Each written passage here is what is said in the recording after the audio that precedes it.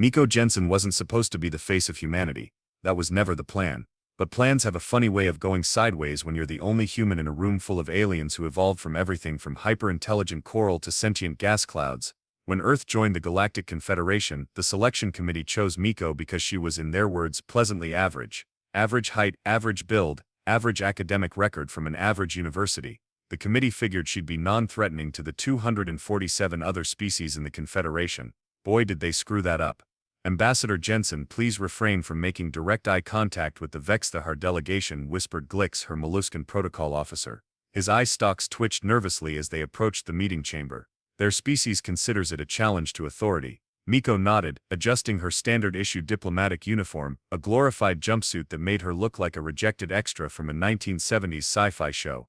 Got it. No eye contact. Anything else I should know before we enter? Glix's translucent body rippled in what Miko had learned was the molluscan equivalent of a sigh. Just, try not to show your teeth, or stand too straight, or move too quickly, or breathe too loudly. So basically don't be human. Precisely. Glix replied, missing the sarcasm entirely. The doors to the chamber hissed open, revealing a cavernous room designed to accommodate species of all shapes and sizes. At the center stood, or rather loomed, the Vexthahar delegation. Even by the standards of apex predators, the Vexthahar were intimidating. 8 feet tall, covered in iridescent scales that shifted colors like oil on water, with retractable claws that could slice through starship hull plating. Miko had read the briefing.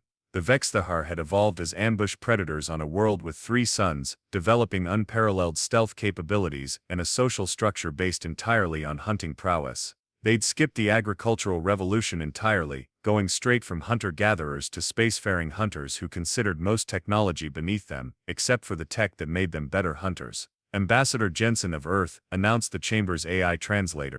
Miko kept her eyes downcast as she approached the delegation. The lead Vexthahar, who'd been introduced as Huntmaster Kraz, let out a low rumbling sound that the translator didn't even attempt to interpret. The small soft one approaches with appropriate deference. Kraz finally said, his voice like gravel in a blender. Perhaps humans understand their place in the natural order after all. And that's when Miko made her first mistake. She looked up. Their eyes met, her ordinary brown human eyes locking with Kraz's vertical pupilled yellow ones. Protocol dictated she should immediately look away. Instead, something primordial in the back of her brain kicked in, and she held the gaze. A hush fell over the chamber. Glix's tentacles went rigid with horror. The other Vexthahar warriors shifted uncomfortably. Then, to everyone's shock, Huntmaster Kraz did something no Vexthahar had ever done in the presence of a non-Vexthahar. He blinked first. Interesting, he said, his head tilting slightly. Very interesting. The diplomatic handbook had precisely 0 chapters on what to do when an apex predator from another world acknowledges you as an equal. Miko had checked. Twice. Ambassador Jensen, Glix whispered urgently, his voice barely audible. Please look away now. This is highly irregular. But Miko couldn't look away. Something was happening here, something the briefing hadn't prepared her for. Huntmaster Kraz took a step forward, his massive frame casting a shadow over her. The other Vexthahar warriors backed away slightly, their scales shifting to a deep purple, a color Miko later learned indicated confusion. You have the eyes of a hunter, Kraz said, his translator struggling to convey the complex tones. Yet your species has no natural weapons, no claws, no venom, no significant strength. Miko found herself speaking before the rational part of her brain could intervene. We didn't need them. The Huntmaster's mouth opened, revealing rows of serrated teeth and what might have been a smile or a threat display.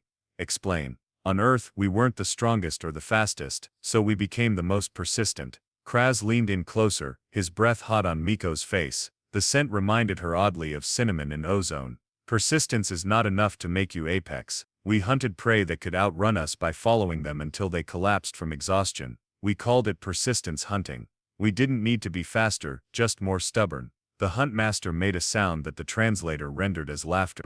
A prey species that became predator through sheer obstinance. Fascinating. The diplomatic meeting was rapidly veering off script. Technically they were supposed to be discussing trade routes through Vexthahar territory.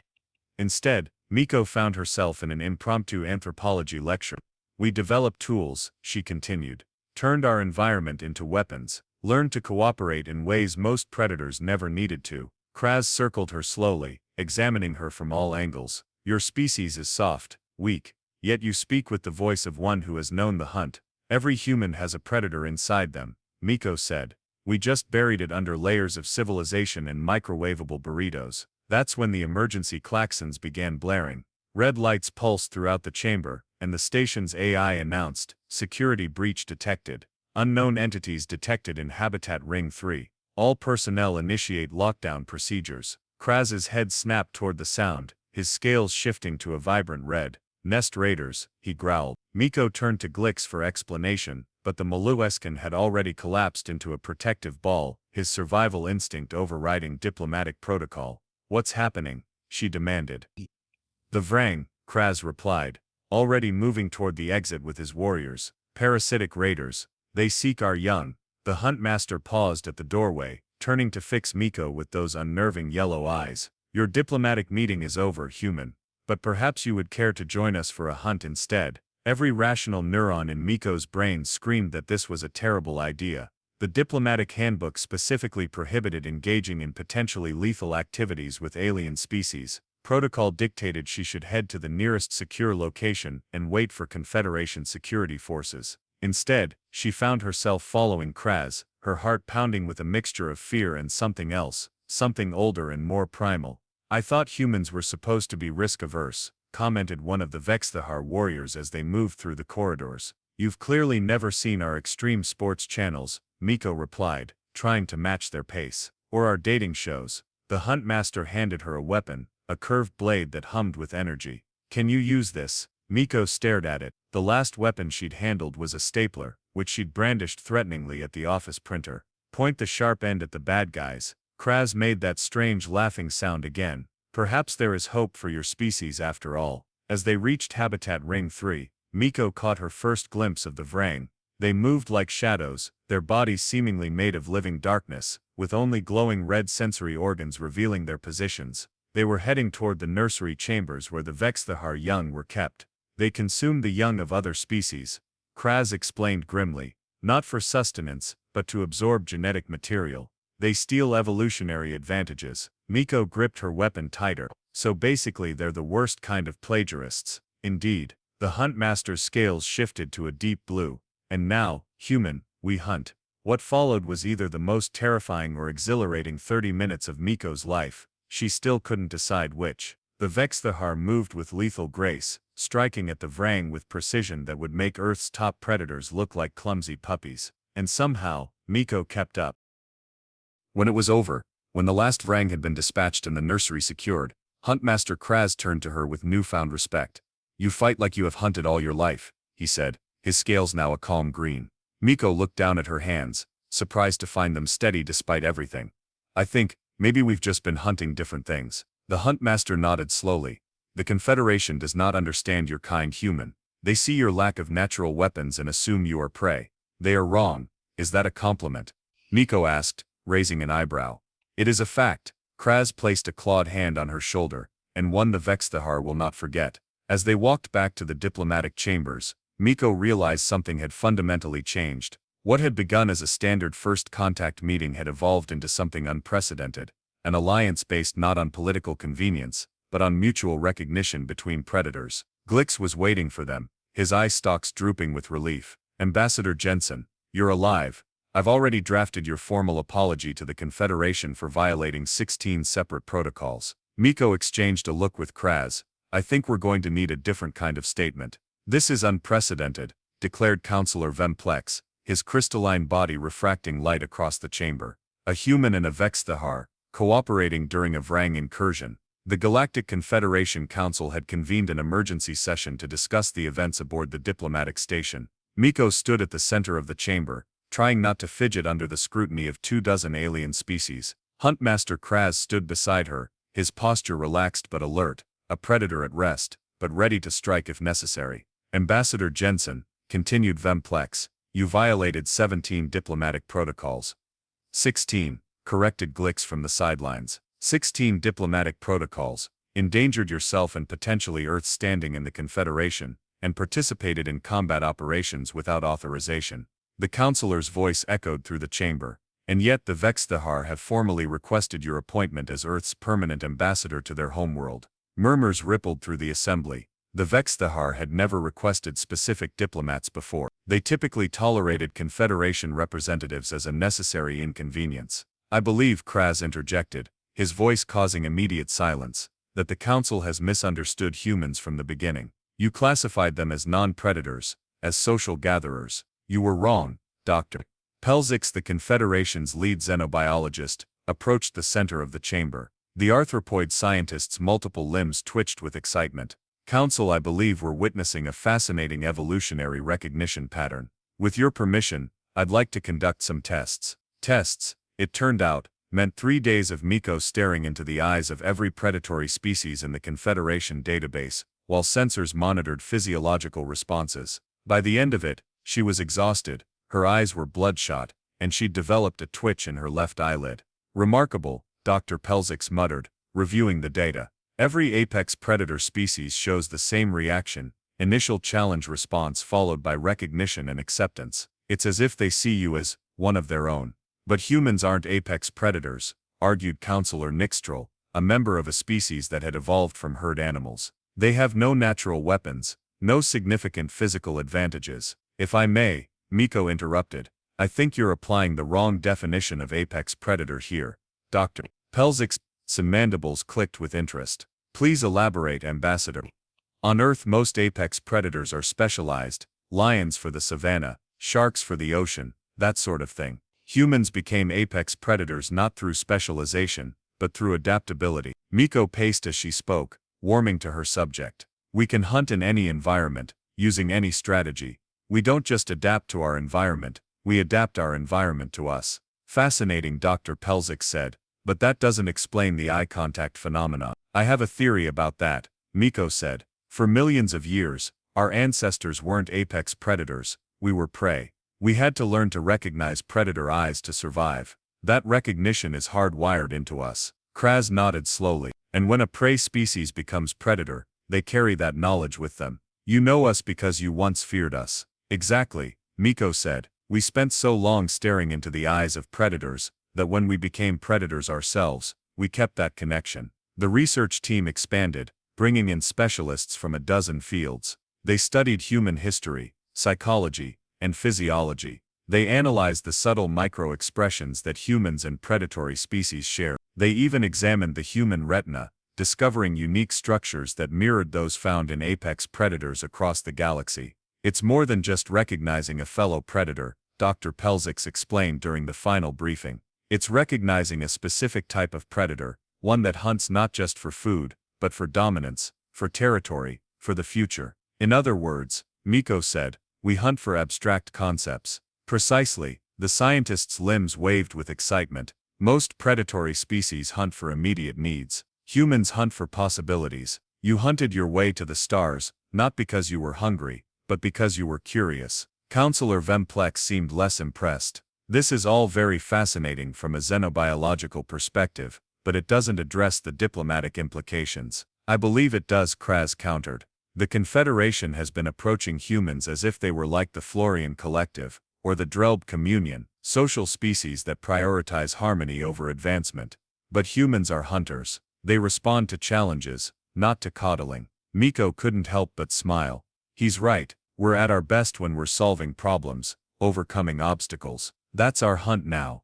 The council chamber fell silent as the implications sank in. Finally, Counselor Vemplex spoke. So you're suggesting we need to re-evaluate our entire diplomatic approach to Earth? I'm suggesting, Miko replied, that if you want to see what humans are truly capable of, you should stop treating us like we're fragile. As if on cue, the chamber's emergency systems activated. A holographic display appeared at the center, showing a massive spatial anomaly forming near the Confederation's outer territories. Counselors, announced the station's AI, we have detected multiple Varing hive ships emerging from the anomaly. They are not responding to hails. The council erupted into chaos. The Vrong had never attacked in such numbers before. Evacuation orders were issued. Defense systems activated. In the midst of the commotion, Huntmaster Kraz turned to Miko, his scales shifting to a deep, intense blue. It seems, Ambassador Jensen, that the hunt is not over. Miko met his gaze, that primordial recognition passing between them once more. It never really is, is it? The Confederation war room resembled nothing so much as a zoo having a collective nervous breakdown. Representatives from 24 species argued in a cacophony of translated voices, while tactical displays showed the advancing Vrong fleet. "They've never attacked in these numbers," said Admiral Zorel of the Confederation Defense Force, his bioluminescent appendages flashing with stress patterns. "Our standard containment protocols are insufficient." Huntmaster Kraz studied the tactical display with predatory focus. "They're adapting their strategy based on previous encounters, learning." "That's not supposed to be possible," Dr. Pelzik said, mandibles clicking nervously. "Vrong hive minds don't evolve that quickly. Unless they've consumed something that gave them that ability," Miko suggested, thinking about what Kraz had told her about the Vrong's genetic theft. "Or someone." The room fell silent as the implications sank in. 7 research outposts have gone dark in the past month, Admiral Zorel confirmed reluctantly, including one studying cognitive enhancement technologies. Counselor Vemplex's crystalline form dimmed with concern. "The defense fleet is mobilizing, but they won't reach the outer territories for 3 days. By then the Vrang will have consumed every colony in their path," Kraz finished. "The Vexatar will fight, but we cannot defend all territories simultaneously." Miko had been quiet, studying the star charts and fleet movements. Something about the pattern nagged at her, a familiarity she couldn't quite place. Then it clicked. "They're not just attacking randomly," she said, stepping forward to manipulate the holographic display. "Look at their formation, how they're moving between star systems." Kraz moved beside her, his predator's eyes narrowing. "I see it now. They're hunting." "Yes," Miko nodded, "but not how predators hunt. This is how humans used to hunt, herding behavior. They're deliberately leaving escape routes, funnel patterns." She traced the paths on the display. "They're herding colonists toward this system here." "The Nexus cluster," Admiral Zorel confirmed. "But why? It has minimal strategic value." "The Nexus cluster," Dr. Pelzik interjected, "contains the Confederation's primary xenogenetic repository. Samples from every known sentient species." The room went deathly quiet as understanding spread. "If they consume those samples," Counselor Vemplex didn't need to finish the thought. "Then we face an enemy with the combined evolutionary advantages of every species in the Confederation," Kraz growled. "An adaptive hive mind with our collective strengths and none of our weaknesses. We need to stop them before they reach the Nexus," Admiral Zorel stated the obvious. "But our main fleet won't arrive in time." Miko looked at Kraz, an idea forming. "What if we don't try to stop their entire fleet? What if we hunt the hunters?" Kraz's scales shifted to a deep purple, the color of interested contemplation. "You propose targeting their command structure?" "Exactly. The Vrang operate as a hive mind, right? So there must be a central consciousness coordinating this attack." Miko expanded the tactical display. "We don't need to defeat their entire force, just remove the head." "A surgical strike," Kraz nodded approvingly. "But we would need to get close enough to identify the command vessel, which means going behind their lines." Admiral Zorel said skeptically. "Impossible. Not for a hunting party," Kraz countered. "A small vessel could slip through using the Vexatar stealth technology." Miko felt adrenaline flooding her system, that ancient response to danger and opportunity intertwined. "I volunteer." "Absolutely not," Counselor Vemplex protested. "You're a diplomat, not a soldier." "With respect, Counselor," Miko replied. "I'm exactly what's needed for this mission. The Vrang are using human hunting strategies. I can anticipate their movements, and I have something no one else here has." "And what is that?" the counselor demanded. Miko smiled grimly. "A predator's understanding of prey." 42 minutes later, Miko found herself aboard the Night Shadow, a Vexatar scout vessel so sleek and deadly looking that it seemed more like a weapon than a ship. Huntmaster Kraz had assembled a hunting party of 6 elite warriors, each specialized in different aspects of the hunt. "This is Venk." Kraz introduced a Vexatar with unusually dark scales. "Our Shadow Walker." "And Trez," he indicated another, whose scales rippled with computational patterns. "Our Tech Hunter." The others, Draz Lorx and Kem, were introduced as specialists in close combat, long-range elimination, and battlefield medicine respectively. Miko tried not to dwell on how frequently they might need the latter. "The human will be our mind hunter," Kraz explained to his team. "She understands how our prey thinks." The Vexatar warriors studied her with those unnerving predator eyes. Miko forced herself to meet each gaze steadily, drawing on that ancient recognition between hunters. Our mission is simple, Kraz continued. Locate the Vrang command vessel, infiltrate and sever the hive mind's connection to its forces. And if severing the connection fails, asked Venk. The Shadow Walker. Kraz's mouth opened in that not-quite smile. Then we ensure the hive mind ceases to function permanently. As the night shadow detached from the station and accelerated toward the nearby jump point, Miko strapped herself into a seat designed for a body structure entirely unlike her own. Tell me, human, Trez asked as the stars stretched around them. Does your species have a ritual before the hunt begins? Miko thought about it for a moment.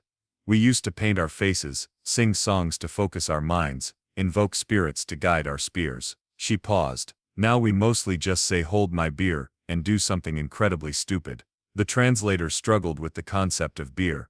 But Kraz seemed to grasp the essence. A challenge to prove one's courage. Yes, this we understand. The jump point loomed ahead. A controlled spatial distortion that would propel them across vast distances in moments. So, Miko said, gripping her restraints tightly. Hold my metaphorical beer, I guess. The night shadow plunged into the swirling vortex, carrying its hunting party of 7. 6 evolved from the cosmos's most efficient killers, and 1 from a species that had decided being an apex predator wasn't just about having the sharpest claws, but about outsmarting everything else in the food chain. As the ship hurtled through subspace, Miko reflected that humanity's long climb from prey to predator had prepared her for this moment, in ways no diplomatic training ever could. They were headed into the darkness between stars to hunt an enemy that consumed evolutionary advantages. They would soon discover what happened when that enemy encountered humanity's particular evolutionary path. A species that had turned predation into an art form, transforming from prey to planet-dominating apex, through sheer stubborn ingenuity. The Vrang thought they were the hunters. They were about to learn they were wrong.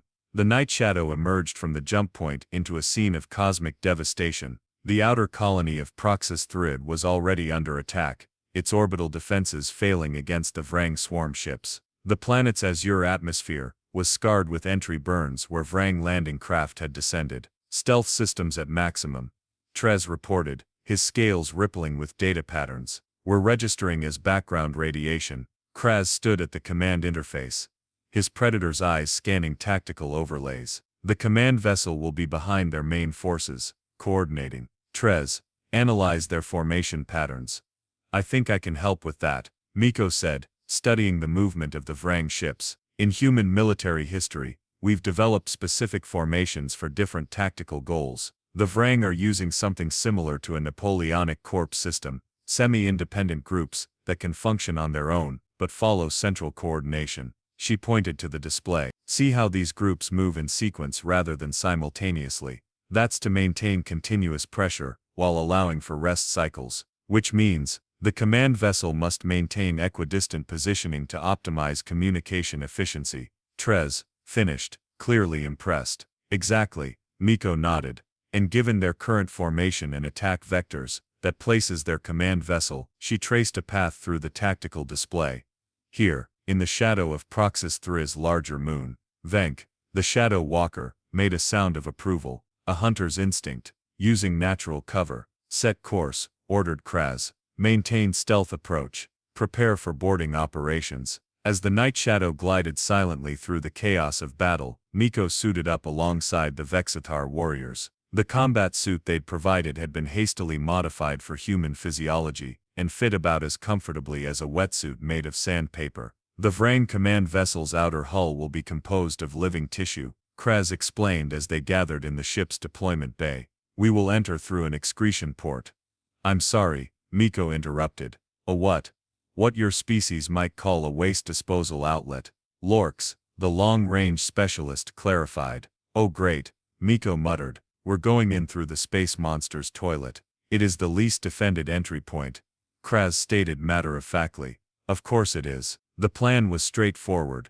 Infiltrate the command vessel, locate the central neural cluster that served as the hive mind's primary node, and deploy a specialized disruptor that would sever its connection to the rest of the Vrang forces. If that failed, they would destroy the node entirely. Simple in theory. Considerably less simple when it involved navigating the digestive system of a living spaceship, filled with creatures that wanted to consume your genetic material. We are approaching the target, Trez announced. Excretion port opening detected on the ventral surface. That's our cue, Kraz said, activating his helmet. The semi-transparent material flowed over his head like liquid glass before solidifying. Remember, once inside we move as a pack. The Vrang will sense our presence quickly. Miko checked her equipment one last time. Disruptor charges, emergency breather, and the Vexithar energy blade. Kraz had insisted she keep after their first encounter. Just to be clear, she said, our plan is to sneak into a living spaceship through its poop chute, fight our way to its brain,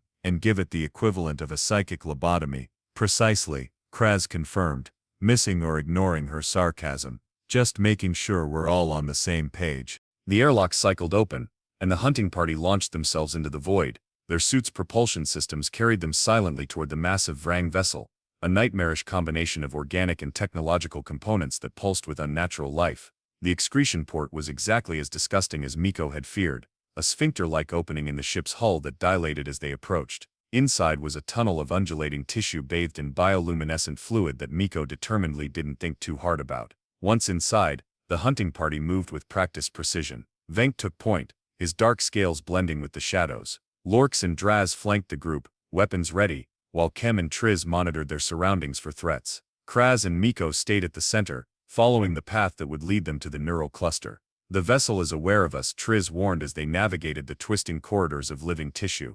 I'm detecting increased neural activity throughout the structure. As if in response, the walls around them began to constrict, pulsing with angry red light. From side passages emerged Vrang drones, vaguely humanoid creatures with too many limbs and not enough face. Contact, Draz called out, his energy blades slicing through the first wave of drones. The battle was chaotic and claustrophobic. The Vexthahar moved with lethal efficiency, each warrior a perfect killing machine. Miko found herself fighting alongside them, her human reflexes surprisingly effective in the close quarters. The energy blade hummed in her hand as she fended off the relentless Vrang. We need to keep moving, Kraz urged as they dispatched the last of the immediate threats. The neural cluster is 3 levels above us. They pushed forward, fighting through increasingly desperate resistance. The Vrang were learning, adapting their tactics with each encounter. By the time they reached the central chamber, the hunting party was battered and bloodied. Kem had been badly wounded, one arm nearly severed by a Vrang blade. Venk's stealth capabilities had been compromised by some kind of parasitic attachment. Even Kraz showed signs of fatigue, his scales dulled from their usual vibrant colors. But they had made it. Before them pulsed the neural cluster, a massive brain-like structure suspended in a transparent nutrient bath. Tendrils extended from it in all directions, carrying its commands throughout the vessel and to the Vrang fleet beyond. Triz, deploy the disruptor, Kraz ordered. The tech hunter moved forward, the specialized device ready in his grasp. But before he could reach the cluster, the chamber shuddered violently. The nutrient bath bubbled and churned as the neural cluster began to change shape, forming something that looked disturbingly like a face. Interesting, boomed a voice that seemed to come from everywhere at once, the sound painfully reverberating through their skulls. New genetic material, valuable, it's trying to communicate, Miko realized. Or stall, Kraz countered, motioning for Triz to continue his approach. The human is correct, the voice continued. We communicate, we offer exchange, genetic sharing. Hard pass on the genetic sharing, Miko replied. We're here to stop you from consuming any more colonies. The face in the neural cluster twisted into something that might have been a smile. Consumption is evolution. We evolve. You evolve. Together. It's a tempting psychological manipulation, Kraz warned, a hunter's tactic. Suddenly Miko understood. It's using what it learned from those research outposts. Human negotiation tactics combined with Vexthahar hunting psychology. Correct. Human. We learn, we adapt, we become better predators. You're not predators, Miko said, stepping forward. Predators maintain balance. They cull the weak to strengthen the herd. They're part of an ecosystem. She gestured around them. You're parasites. You don't create, you only steal. The face contorted with rage. We take what we deserve. We become perfect. Perfect. Miko laughed, a sound that seemed to confuse the neural cluster. That's where you're wrong. Perfect is the enemy of adaptation. And adaptation is what makes a true apex predator. While she kept the neural cluster distracted, Kraz signaled the rest of the hunting party. They had positioned themselves strategically around the chamber, ready for the final phase of their plan. Humans understand this better than anyone, Miko continued. We've never been perfect. We've always been just good enough to survive, to adapt, to overcome. That's why every apex predator recognizes something in our eyes. The understanding that survival isn't about being the strongest, but about being able to change. Relevant, the neural cluster boomed. We will consume your knowledge too. I didn't come here to give you a philosophy lesson, Miko replied, a grim smile spreading across her face. I came to teach you something about human hunting tactics.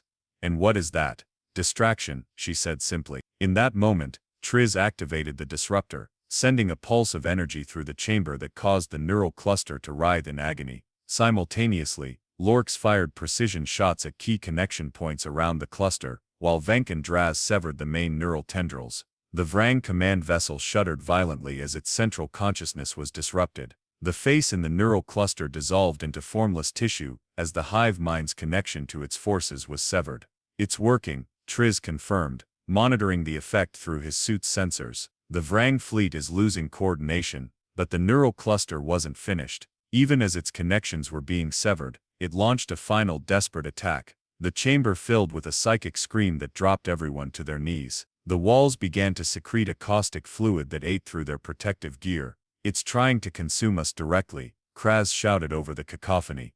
We need to destroy it completely. Miko looked at the disruptor charges still strapped to her belt, then at the wounded hunting party around her. They had come too far to fail now. Get everyone back to the ship, she told Kraz, unclipping the charges. I'll finish this, that's a suicide mission, the hunt master growled. The charges must be placed directly within the neural tissue, then it's a good thing humans are stupidly self-sacrificing, Miko replied with a grim smile. It's practically our defining characteristic. Before Kraz could protest further, Miko activated her suit's enhanced mobility function and launched herself toward the neural cluster. The caustic fluid burned through her gloves as she plunged her hands directly into the writhing mass of tissue, pushing the charges deep inside. The neural cluster screamed, not just in her mind now, but through her body as it tried to consume her genetic material, to understand what made humans such effective predators. In those final moments, connected directly to the hive mind, Miko showed it exactly what it wanted to know. She showed it humanity's long climb from prey to apex predator. She showed it persistence hunting under the African sun, the development of tools and language and cooperation. She showed it the darkness of human history, the wars and genocides and environmental destruction. But she also showed it human resilience, the capacity for change and growth and self-correction. Most importantly, she showed it what made humans the ultimate survivors, the ability to sacrifice individual survival for the group. You wanted to know what makes us apex, Miko whispered as she activated the charges. It's this. The last thing she saw before the explosion was Hunt Master Kraz's eyes meeting hers across the chamber, that ancient recognition passing between them one final time.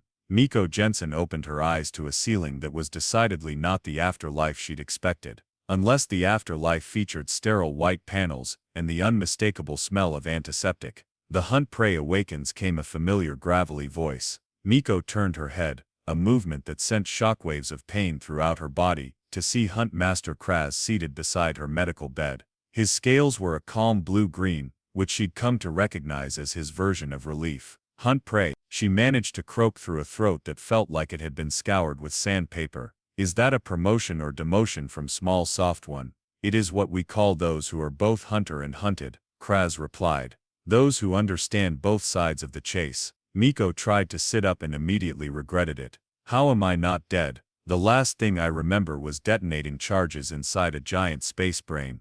Venk pulled you out, Kraz explained. Shadow walkers have certain abilities regarding the space between life and death. It was not a guarantee. Translation, she'd been clinically dead, and the Vextahar equivalent of a necromancer had yanked her back. Great. One more existential crisis to add to her growing collection. The Vrang? She asked, prioritizing the fate of the galaxy over her own metaphysical concerns. Scattered, without their command structure, they reverted to base survival instincts. The Confederation fleet eliminated most of the stragglers. Kraz's mouth opened in that not-quite smile. Your tactic was effective. Primitive, but effective. Thanks, I think. A medical technician, a Florian with leafy appendages, entered and checked Miko's vitals. Ambassador Jensen continues to recover remarkably quickly, they announced, leaves rustling with what might have been approval. The cellular regeneration therapy is exceeding expected parameters. After the technician left, Miko raised an eyebrow at Kraz. Cellular regeneration therapy. A Vextahar hunting technique, he explained. When our warriors are gravely wounded, we accelerate their natural healing processes. So you used predator medicine on me, is that safe for humans? Kraz's scales rippled with amusement. We had to make certain adjustments, but your species proved adaptable as always. Before Miko could inquire further about exactly what adjustments had been necessary, the door slid open to admit Counselor Vemplex and Dr. Pelzix. Both looked somehow simultaneously relieved and uncomfortable. Ambassador Jensen, the counselor began formally. The Confederation extends its deepest gratitude for your actions. The Council has voted unanimously to award you our highest honor, the Star of Preservation. Thanks, Miko said, suddenly exhausted. But I wasn't alone. The entire hunting party deserves recognition. The Vextahar do not hunt for rewards, Kraz stated simply. Dr. Pelzix stepped forward, mandibles twitching with barely contained excitement. Ambassador, the data we collected from your encounter with the Vrang neural cluster is extraordinary. The psychic imprint of your interaction contained a complete evolutionary history of human predatory development. You mean when it was trying to eat my brain, it downloaded my ancestral memory or something? Essentially, yes, the scientist confirmed. And in doing so, it provided us with unprecedented insights into human evolutionary psychology. Your species' transition from prey to apex predator is unique in our records. Miko sighed. So now the entire Confederation knows we're secretly bloodthirsty monkey descendants with delusions of grandeur. Great first impression. On the contrary, Counselor Vemplex interjected. The Council now better understands humanity's position in the galactic ecosystem. We had been treating your species as herbivorous social gatherers based on your current physiological traits. A significant miscalculation. The data suggests, Dr. Pelzix continued enthusiastically, that humans retain predatory instincts tempered by social cooperation on a scale not seen in other apex species. You're essentially pack hunters that expanded the definition of packs to include your entire species. And sometimes beyond it, Miko added, thinking of humanity's relationship with dogs, cats and other Earth species that had joined their extended pack. Kraz had been silent during this exchange, but now he spoke. The Council wishes to offer humans a new position within the Confederation. Let me guess, Miko said dryly. We get to be the official diplomats to all the scary predator species now. Not exactly, Counselor Vemplex replied. We wish to create a new division within the Confederation Defense Force, a specialized unit for threat assessment and response. A hunting party, if you will, comprised of representatives from Earth and predatory species across the galaxy. Miko blinked in surprise. You want us to be the Confederation's apex predators? In a manner of speaking, the counselor confirmed. Many threats in our galaxy cannot be addressed through conventional military response. The Vrang incursion demonstrated the effectiveness of a small specialized team with unique evolutionary perspectives. And naturally, Dr. Pelzix added, we would like you to lead this initiative, Ambassador Jensen. Me? I'm a diplomat with exactly one successful mission that by all rights should have killed me. You are a predator who understands prey, Kraz stated. A hunter who knows when to stalk and when to charge. This is rare wisdom. Miko looked around at the three alien faces watching her expectantly, the crystalline bureaucrat, the insectoid scientist, and the reptilian hunter. Three species that couldn't be more different, united in the belief that humans had something unique to offer. I'm going to need time to think about it, she said finally. And probably several stiff drinks. Of course, Counselor Vemplex nodded. The offer remains open. For now, focus on your recovery. After they left, only Kraz remained. He stood by the window looking out at the stars. The Vextahar have a saying, he said without turning. The eyes of the hunter reflect the soul of the prey. It means that to truly understand hunting, one must know what it is to be hunted. Earth has a similar concept, Miko replied. Walk a mile in someone else's shoes. Your species remembers being prey, Kraz continued. It shapes how you hunt, how you think. You do not take life casually because you know its value. That's a pretty generous interpretation of human history. Kraz turned to face her, those predator eyes meeting hers with that now familiar recognition. Not all hunts are perfect, but the intent behind them matters. As Miko recovered over the following weeks, she found herself increasingly intrigued by the Council's offer.